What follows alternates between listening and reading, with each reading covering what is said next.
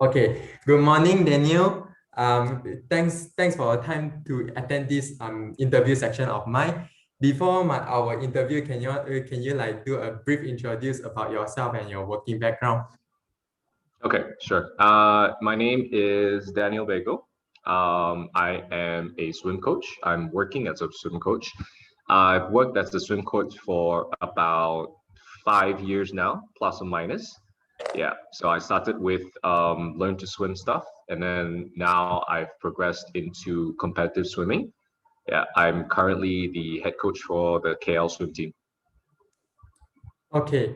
Can I ask you about your own about your personal about your own stuff? Like Sure, of course. first of all, how many siblings do you have? Yeah.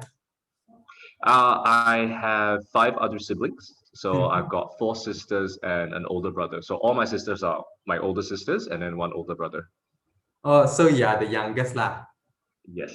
Okay. So can I ask you, besides swimming, do you have any hobbies? Besides swimming, do I have any hobbies? Yes, actually. Um, one of the hobbies is playing computer games. So from a young age, I've always had like a PlayStation, like a console. I got my first PlayStation when I was like I think 11 or 12. Yeah, so ever since then, I've always been a gamer. Other hobbies include other sports. I like playing basketball. I like playing water polo. Basically, any other kind of sport. Oh, I see that time you playing Dota too. Correct. uh, so like, can you like tell us a bit of your habit? What kind of habit do you have? Mm. Habit in terms of like my coaching, or habits in terms of when I was previously a swimmer, or uh, just my day-to-day habits. um, day to day. Okay, day-to-day. So when before the whole pandemic, obviously my schedule was a little bit different. So day-to-day habits is I like to have, I like to wake up nice and early. I coach the KL team at like 5:30 in the morning. So one of my habits before that is just to wake up, get myself ready. I don't really like to rush, even though I tend to put myself in those kind of situations. So I tend to wake up around 4:45, get something to drink, and then go to coaching and stuff like that, and then come back. Um, Usually try and work out. So that's one of the my better habits, I would say. And then rest, have lunch, and then in the afternoon, 4:30, I'm back at the pool again. Then at night, have dinner, and then I have another coaching session with the Swim 12 side, and then try to go to bed early. So that was pre-pandemic. Pandemic right now, I must admit, I think like a lot of us, my habits have gone out the window. So eating at the wrong times, gaming at the wrong times, unfortunately, because there's especially since our industry is kind of shut down at the moment, there's not a lot of things to do. But one of the habits, like I said just now, I still try to keep is working out. So I work out whenever I can. Unfortunately, I cannot tell you the exact period because it's all over the place because of the pandemic. Yeah. uh During the pandemic, we understand our time like run over or Exactly. then of course for all the coach I also would say there are much rush about that time, so exactly like what you Mm, say before your pandemic. So if let's say correct. today your what is the three words that people will use to describe you? 3 words. Actually, I don't know. I've never really asked people's opinion about me. That shows how bad I am. But I would say I can be pretty laid back. So even when I'm coaching, I try to get my swimmers to be more independent. I give them a goal, and then I try not to micromanage. I don't, especially my older swimmers, I don't try to call them every day asking them what they're up to. No, as long as they get to the pool, they train well. Whatever they do outside of the pool is, I feel like it's none of my business. So and things like that. Second word, opposite of laid back. I can be pretty intense, I think, when I'm coaching.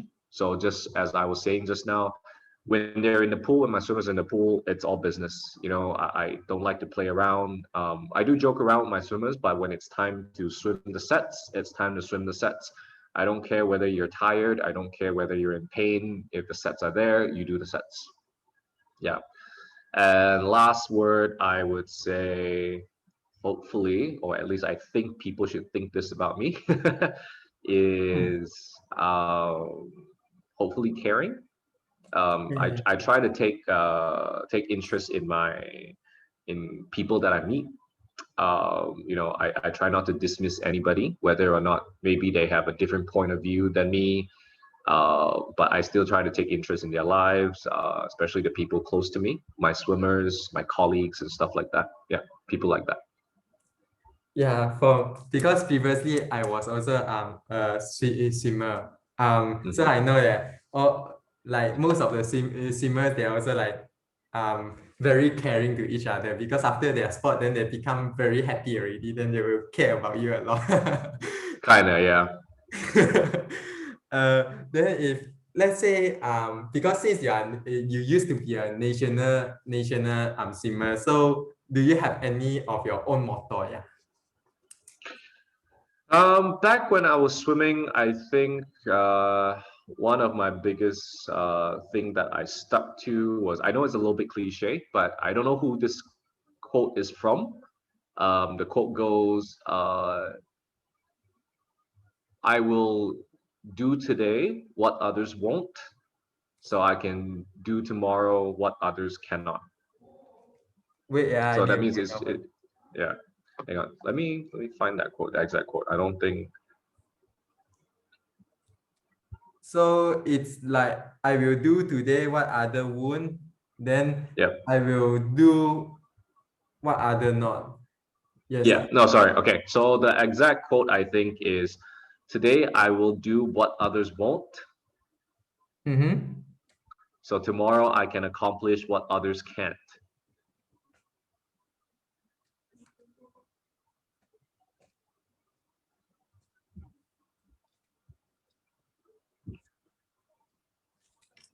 Wow, so Yeah, this. so yeah. I mean, I'm usually not a big fan of all these quotes and things like that. I think people misuse them a lot. But for this one, for me, is the one that I've stuck by all throughout my own career. As you know, I think a lot of people also know this. I'm not particularly gifted. I'm not tall. I'm not big. I go anywhere among my friends. I'm usually the shortest or the smallest. So in order to succeed back then, all I knew was I had to outtrain everybody else. You know, so things like I would be in the water before anyone else, and I would be out of the water after everybody else, type of thing. Yeah. Then I guess that is what making you a national swimmer. I think so. I think so. Yeah. Like because me myself also I don't like about all this word about all this motto thing. Like what you say, I think they like misuse of them. So now can I Correct. ask you Exactly. about now can I ask you about your working background? Okay. Sure. What do you want to know? Okay. Firstly, I would like to know why would you start swimming? Why did I start swimming? Funny story. Swimming was not actually my first sport. It was actually more of a recreational thing I did with my family. Back in Sarawak, Miri, growing up, we didn't really have a lot. As you know, during my era, there's very little things on TV. You know, we had our basic TV1, TV2, TV3, and that was it. Mm-hmm. We didn't have any Astro or things like that. So my parents' idea of fun was to get out of the house, you know, go running, go cycling, go to the pool. So, you know, and the pool was really where us as kids, me, my siblings really like to go. So we would go there. And then my fourth sister actually got scouted by one of the coaches. Then she entered the swimming team, and because my mom had to send her to training almost every day, she had to bring me along, because if not, nobody would be at home to take care of me. So I started going to the pool more regularly because of my fourth sister, and I would swim in the public side while my sister is training. And when I finally came of age around 7 years old, my previous coach was like, "Hey," told my sister, "Hey, your little brother also looks like he can swim. Why don't he join our program?" So then that's how I started going for training at 7 years old, and then yeah, slowly progressing from there. Oh, so can we say that your house, outside of your house, there is a swimming pool, or like Not directly outside. It was probably about a 10-minute drive. But that's not very far also. Yeah, it's a public pool in Miri. Oh, and then so last time, if let's say because you say your parents don't have time to take care of you, does that mean that all you and your other sister like spend a lot of time at the swimming place? Well, it's not that my parents don't have a lot of time to take care of us. It's because my mom was busy taking care of all of us, so she didn't really have time for a single person. Oh yeah. So yeah, so when my mom would send my sister to swimming, that's when I would tag along. So yeah. Oh yeah. True, true. So can you like tell us what is your main motivation to like keeping you like keep training at all these intense hour, all this intense training also? I think I am generally a very competitive person, even as a young kid. Uh, I just didn't like the feeling of losing, you know. So and like the quote just now, it was just like doing an equation, like a math equation, right? 1 + 1 = 2. Uh-huh. So if one is I don't like losing, and Mm-hmm. then the equals to, I mean, the equals is winning and doing well, what it was the other one, then the other one was training. So I figured that out at a very sort of like a very young age, that I needed to train more in order to be better than everybody else, or at least try to. Oh yeah, this one can actually be your words like because you Yeah, share yeah, this one can actually be a word like quite it's actually quite common that then people won't really think about it is that if you don't like losing then you just have to win, not it's just that simple, but because yeah. to win also it's very hard like, need a lot of effort, a lot of Correct, effort correct, to correct. investigate. Okay. Last time during your during when you was a national swimmer, how many hours do you spend on this on training? Ooh, a lot. So at the peak of my training, I would say maybe during my late teens, early 20s, training was a very, very big part of my life. We would train, including gym, including dry land. We would train anywhere between 6 to 8 hours a day. Wow. Mm-hmm. Yep. But oh, that is very tough because from my own experience, like after 2 hours of trainings only, then I feel very Mm. tired. Can keep need to Yeah. keep on have to eat already. So that seems very Correct, correct. Yeah, so that's why recovery was a very big part of it.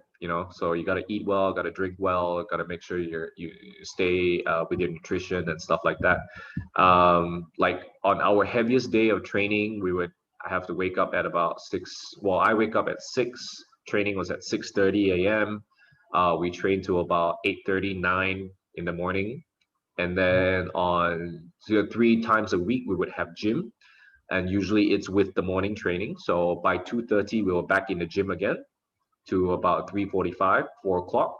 We rest a little bit, and then 4 o'clock we start training again until 6:30. So that's your about 6 to 8 hours. And then sometimes after training, you want, like I said, for recovery, you have to do your stretching, you have to do all your rehabilitation work and things like that. So yeah, that will take about 6 to 8 hours a day. So can I ask you what is the reason that you would like consider to like become a head coach in swimming trial? Okay, so for me, I think it was just a natural progression, or at least I hope so. Hmm. Because as you know,